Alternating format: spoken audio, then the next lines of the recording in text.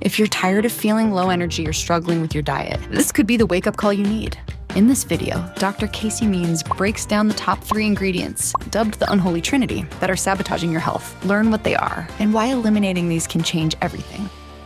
So let's talk about why each of these 3 elements contribute to bad energy. First, refined sugar.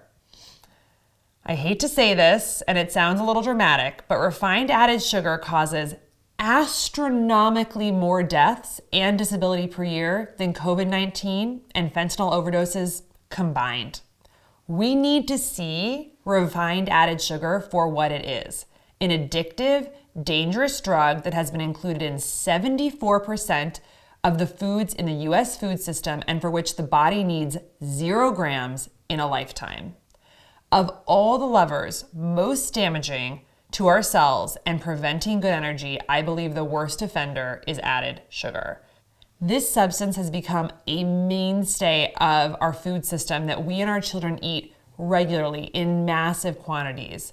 Dr. Robert Lustig, author of Metabolical, Fat Chance, and Hacking of the American Mind, has noted that sugar shows up on labels in 56 different names and sneaks in everywhere, as you can see on this slide.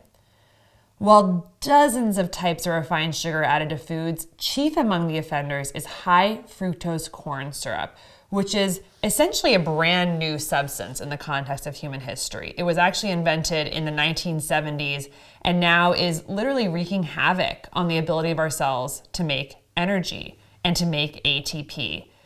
Fructose is unique in that it employs a glucose-independent mechanism to compound the dysfunction of the cell's energy-producing capabilities. In large quantities, fructose literally shuts down our body's satiety signals and drives the brain to seek out more food and to store fat. This is beneficial for hibernating animals who actually need to store fat for winter. So when a hibernating animal is preparing for winter and they taste that fructose-rich ripe berry in the autumn, they are driven to eat as many as possible to store fat for the winter. That's what happens in nature. But now, with the creation of refined liquid fructose in a huge percentage of the foods in the grocery stores, this evolutionary drive is being used against us. It's pushing us to eat insatiably. We're like the hibernating bears preparing for winter with our hunger cues being turned on by that fructose, but it never stops. The winter never comes. And so we're just laying down fat every time we drink those sodas filled with fructose. And the thing about fructose that's so damaging is that when we eat large quantities of it, it actually causes the production of a molecule called uric acid in the cell. And that uric acid is going to directly cause problems in the mitochondria. So fructose is driving us to overeat insatiably. It's also directly damaging our mitochondria through the excess of uric acid. So a lot of the fructose in our diet is coming actually in liquid form through this high fructose corn syrup, and sodas are one of the really big offenders because you can just down a huge amount in a really short period of time and it doesn't fill you up. So I would say just very simply, not drinking your calories is one of the simplest and easiest cuts to reduce sugar and other chemicals that hurt energy regulation. So really just trying to get rid of any sweetened beverages in your diet. And they don't even need to have high fructose corn syrup in them. A lot of sodas do, and a lot of drinks on the shelves in the grocery store. But many of the other drinks in the store that just say sugar or sort of generic forms of sugar actually contains sucrose, which is half glucose, half fructose. So you're still getting fructose even if the label doesn't say it. So just cutting out sweetened beverages is one of the best things you can do for good energy. Move towards water, unsweetened tea, unsweetened coffees, or sparkling waters without sugar. And just make sure you're always looking at the labels, always reading the labels. And really, if there's anything next to the part of the nutrition label that says added sugar that's non-zero, you don't want to buy it. It's really that simple. I want to make clear that this is not referring to naturally occurring sugars like those that are in fruit.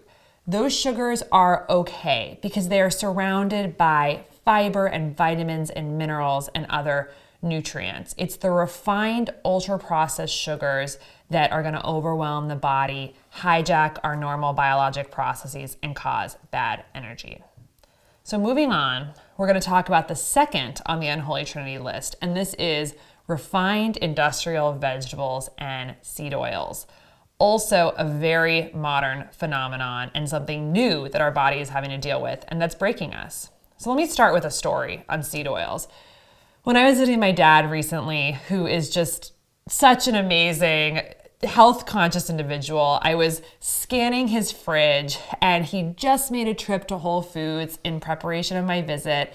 And the fridge was stocked with seemingly healthy organic items. At the front of the fridge was an organic almond creamer, and turning around and looking at the nutrition label, I wasn't surprised at all. The second ingredient was refined sugar. The third ingredient was canola oil, or refined seed oil.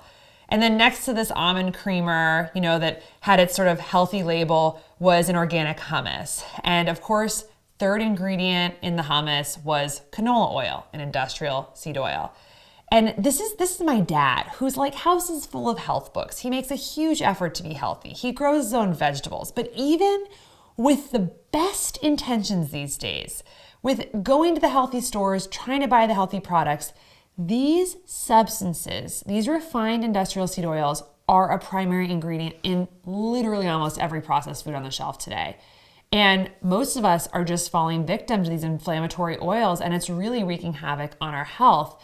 And it's important to remember, these are oils that are made through multi-step processes in factories and have become, in a short period of time, in less than a century, the leading source of fat that our Americans eat today. So by percentage, industrial seed oils are the majority of the fat that Americans are eating today, something that our bodies never evolved to eat. So in terms of what are these oils, these are canola oil, corn oil, sunflower oil, soybean oil, grapeseed oil, safflower oil, peanut oil, and cottonseed oil. And if you look at almost any packaged food in the grocery store from a large processed food retailer, you're almost certainly going to see one of these oils. And the case against them is super simple. They are astronomically high in omega-6 fats. And this, of course, skews our omega-6 to omega-3 ratio in the body and increases those chronic inflammatory processes in the bodies. They are also created at very high heat, and the fats can be damaged in this high heat, highly chemically processed creation of these oils, and these oils can get oxidized and promote oxidative stress in the body. This is the wild part, is that the seed oils are cheaper to produce by and large because of farm bill subsidies. Literally, taxpayers are subsidizing the creation of these disease-promoting oils. And because of this, they're cheaper. So they've taken over the market share in the American diet over fats that humans have relied on for thousands of years. So these more natural fats like olive oil, avocado oil, coconut oil, animal-based fats like butter, tallow, and ghee. These are different because they're simply pressed from the flesh of a plant or simply rendered from an animal. So you can imagine with avocado oil, for instance. Avocado oil is made by taking the flesh, the ripe flesh of an avocado, and it gets blended up and essentially centrifuged using pressure to just pull the oil out of that fat. And so the oil just separates, basically. There's no industrial chemical extraction process. And then you've got the oil and you've got the flesh of the fruit. In contrast, creating a seed oil, an industrial seed oil, requires an extensive multi-step industrial process that often involves extracting fats from the raw material with chemical solvents like hexane, heating the material to over 150 degrees Fahrenheit, bleaching it, de-waxing it. Truly, if you Google how canola oil is made and watch a video of it at a factory, you'll see why you don't want it in your body. It's just gross.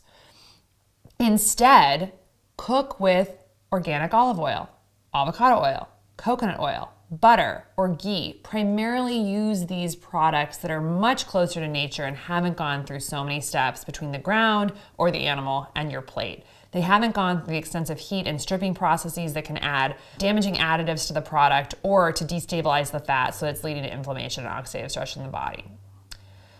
So last in the Unholy Trinity is refined, ultra-processed grains. So first, let's talk about what a whole grain is. A whole grain is a type of grain that has all of its parts still intact: bran, germ, and endosperm. A corn kernel, or an individual grain of brown rice, or a wheat berry are examples of whole grains. No part of that grain has been removed. The bran is the outermost layer of the kernel. It's generally rich in fiber and B vitamins and minerals. Then there's the germ, which is the small, nutrient-dense part of the kernel that contains the fat and the micronutrients. So when you crush a whole grain and use it for making a product like bread, you get a whole grain processed item. So it's a processed item, but it contains all parts of the whole grain, which by and large is going to be a lot better. That fiber, those minerals, and those nutrients are still there. But when you ultra process or refine a whole grain to remove the bran and remove the germ and just leave the starchy endosperm, you're in ultra processed dangerous territory. The processing is done because it can give the final product a chewier, fluffier texture. You remove that fibrous bran, and so you just get more of that starchy, chewier endosperm. It also increases the shelf life by removing the germ, which contains fat that can go rancid. Since most of the vitamins are actually removed when the bran is removed, manufacturers will often enrich a refined grain product with synthetic versions of vitamins and minerals. Similarly, as the fiber is removed when the bran is removed during refining, manufacturers will also bring back the fiber by adding products like inulin.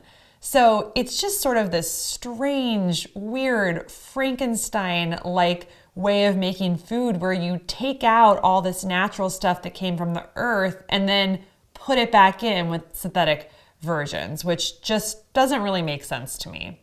And there's a lot of reasons, aside from that ultra-processed grains are not great for health and specifically not good for metabolic health. So without that natural fiber, these endosperm predominant processed carbohydrates are going to be much more rapidly absorbed into the bloodstream from the gut. You don't have the fiber to block that absorption. So everything's moving faster, and that can lead to a big increase in blood sugar levels soon after eating. Fiber is amazing, not only because of what it does to the microbiome, feeding the microbiome, but it also slows digestion.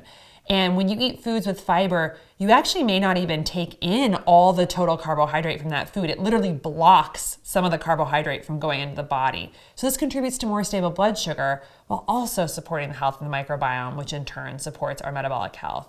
So if you're eating a diet that has a lot of these ultra-processed refined grains, which is a huge portion of the American diet today, you can really be crowding out a lot of the nutrients you could be eating by getting whole grains or other foods. You're gonna be basically promoting a diet low in many of the important nutrients and high in just totally empty calories. Refined grains do absolutely nothing for our health. To add insult to injury, they're also almost invariably grown conventionally, meaning that if you're seeing sort of a non-organic product on the shelf with refined grains, it probably was grown from wheat that was sprayed with tons of pesticides, with things like glyphosate, things that we know are cellular metabolic disruptors. And a lot of these refined grain products also are coupled with added sugars and all the healthy fats, because often in just these packaged foods on the shelf, when you look at like a Pop-Tart, it's that trio that comes together to make these hyper-palatable processed foods. It's the refined grain coupled with the refined added sugars coupled with the refined industrial seed oils. That's a huge amount of the stuff on the shelves. There's some research that was done recently that looked at over 100,000 adults, and they were followed for almost 10 years. And it showed that people who consumed the highest amount of refined grains, which was defined as more than 350 grams per day, had a 27% higher risk of death and a 33% higher risk of cardiovascular events such as heart attack or stroke when compared to those who ate the lowest intake of ultra-processed grains, which was defined as less than 50 grams per day. Just to put this in perspective, 350 grams per day or more of refined grains equates to about a serving of Cheerios, which is 39 grams, 2 slices of bread, which is about 70 grams, a handful of pretzels, which is 30 grams, maybe a little cooked pasta, 110 grams, a Starbucks chocolate chip cookie, 80 grams. That's getting you to 350 grams right there. And remember, we want to aim for 0 grams of refined grains per day. So that could be a very typical day for someone. So this brings us to the question, what can you do? Because refined grains are kind of everywhere. My favorite thing here is just to learn how to cook with swaps and make some of your favorite grain-based products like tortillas and bread and pastas and crackers, and just swap them out for versions that don't have refined grains. So this could be using things like nut flours or coconut flours or flax meal, tiger nut flour, cassava flour. There's so many non-grain alternative flours these days that are just going to eliminate the refined grains. Additionally, you can just swap out whole categories. Like instead of cereal, start eating chia seed pudding. Use butter lettuce leaves instead of tortillas for your tacos. Choose cauliflower rice instead of pasta as the base of a dish. We are living in a time where there are just so many amazing higher nutrient, grain-free, whole food alternatives to the things that we love. So we don't actually have to give up things completely. We can actually just find a healthier, good energy swap. So what are some of the strategies to remove the unholy trinity of bad energy foods altogether? I think the first thing really is mindset. We get really caught up in dietary philosophies, paleo, vegan, carnivore, this and that, but I believe that this is all just to kind of confuse us. I think the key thing is just eat fewer ultra-processed foods, eat more unprocessed foods. We've got to focus on cell biology over diet dogma. I think we want the highest quality lives during this precious time on this planet. And if we want the highest quality lives during this precious time on the planet, we have to eat the highest quality food. We are 100% made from food. Every atom in our body is made from food. We don't want to be ultra-processed people, so we can't eat primarily ultra-processed foods. So that's mindset. And I just like to, every time I repeat that to myself, it gets me amped up, because we eat 3 times a day. So kind of got to keep the motivation for this day in and day out. But now let's talk about tactics. 1, learn how to read nutrition labels and learn how to read ingredient lists. I can honestly say I cannot check out of a grocery store without looking at the ingredients of everything that I'm buying. You've got to know what's going into your body. And you really just want to make sure you're scanning that label for, are there hidden sugars? Are there seed oils? Are there refined grains? If there are, don't buy them. And on top of that, if there's any ingredients on that list that are words you cannot pronounce or that you can't visualize in your head, maltodextrin, guar gum, saccharin. Can you visualize these things? No, don't buy it. You don't want it in your body. Number 2, you want to really reset your pantry because those sugars and those seed oils can sneak in there.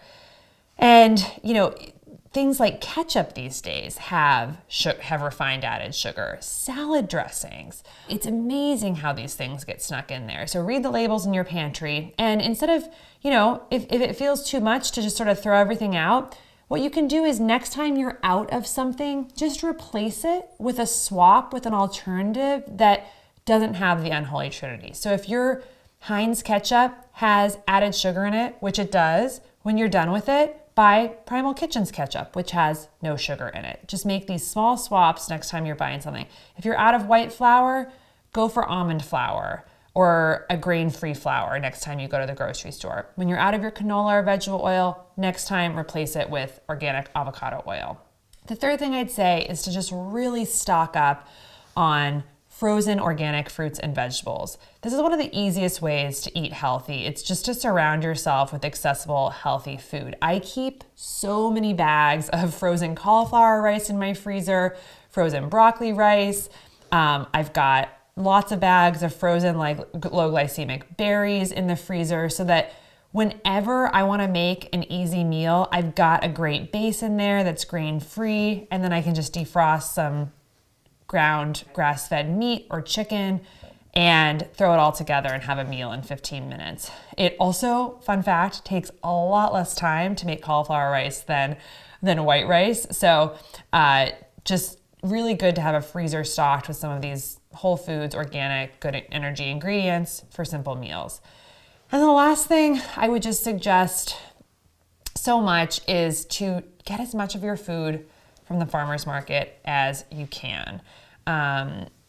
The reason why this is valuable, because you might hear that and say, oh my gosh, this is just like too much. Like, we have to change the whole kitchen and now I'm gonna have to buy my food in the farmer's market. But there's a simple case to be made for why this is valuable. First of all, it brings a lot of joy to be at the farmer's market, and that is also important for metabolic health. But really more seriously, when it comes to nutrients, once a food is picked out of the ground and starts its journey away from the earth, the time it's out of the soil, every hour, every day that it's out of the soil, its nutrient composition is declining. So fewer nutrients, the molecular composition of that food is starting to decline. So the closer you are to the source of the food, the more bang for your buck you're getting in terms of nutrients.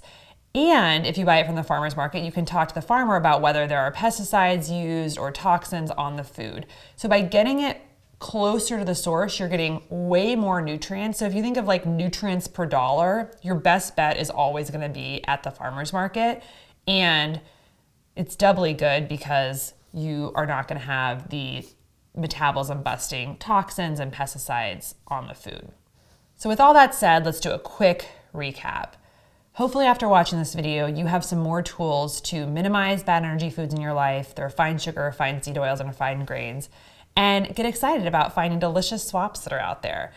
I truly feel that if you just make the commitment to start reading labels and get rid of these ingredients, it's gonna free up all this space naturally for so many of those good energy foods to come in, and hopefully not sacrifice any flavor or the joy of food.